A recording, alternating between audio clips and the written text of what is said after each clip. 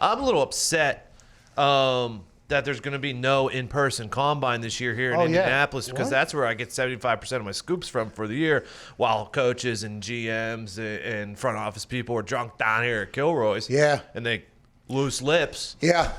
And we don't have that chance this year now. Some say sink ships, but the ship that's floating well because of those loose lips is the old Diggs boat. Yeah. You know what I mean? True. But you're 100% right. Indianapolis, for a very long time, was an NFL spring break. Okay, although the combine was happening here, the city of Indianapolis, because it is a city built on hosting people, basically. Everything's connected. It's very close. The restaurants are very, very understanding to people from out of town. They do not care. Let's have a good time down here. The NFL going to combine, obviously, they were working on making their football teams better. Oh, yeah. Obviously, they were leaving no stone unturned at the combine here in Indianapolis. Of course. Right. Obviously, they were scouting their asses off and working harder than anybody else at any other time. But then immediately upon those sessions that they were being forced to go to end, you see the city of Indianapolis just becomes this NFL party. And it is very cool for the city of Indianapolis. I assume a lot of money's made. Jerry Jones's Dallas Cowboys bus will actually move like down a half a block. He'll go into a club, into the bus for like 15, 20 minutes, half a block down into another club, back into the bus. Dean Blandino was the head of officiating, was seen coming out of the bus at one point. I mean, downtown Indianapolis is popping off during a combine time.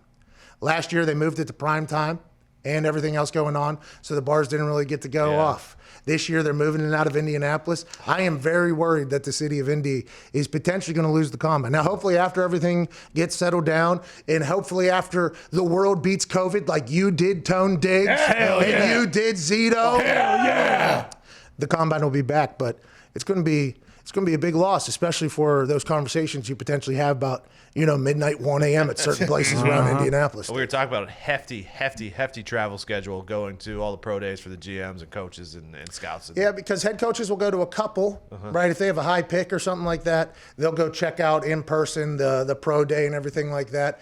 But it's not normal that you see GMs and head coaches at every single pro day. There's a lot of schools out there. But now there's no combine. Anybody they potentially have a question about, they're going to have to go watch in person. And if you're the GM or the head coach, do you send a scout that you trust, obviously? Or if it's a big investment, do you have to go check that out yourself? It is going to be a lot of travel, but I'll be excited to see if this affects any smaller schools. You know what I mean? Ooh. Not that smaller schools always have a fair shot at anything anyways. They normally have to tag team with a little bit larger school to do a pro day. But will this kind of cut back on that type of thing? Then going forward, by the way, the NCAA saying this year doesn't count towards eligibility. What happens next year with like the whole, you know what I mean? There's going to be a very interesting scouting going on.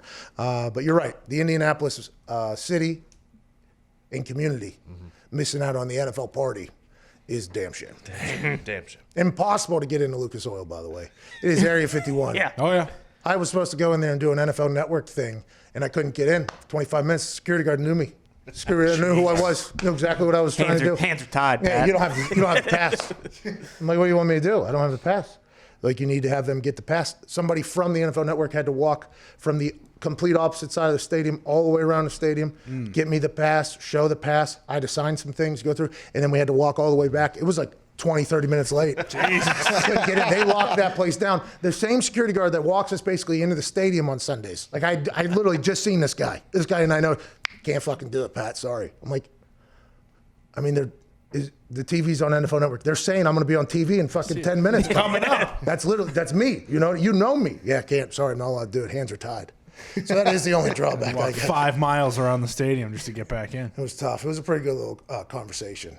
We talked about nothing because I was invited to the combine, so I had no experience with it.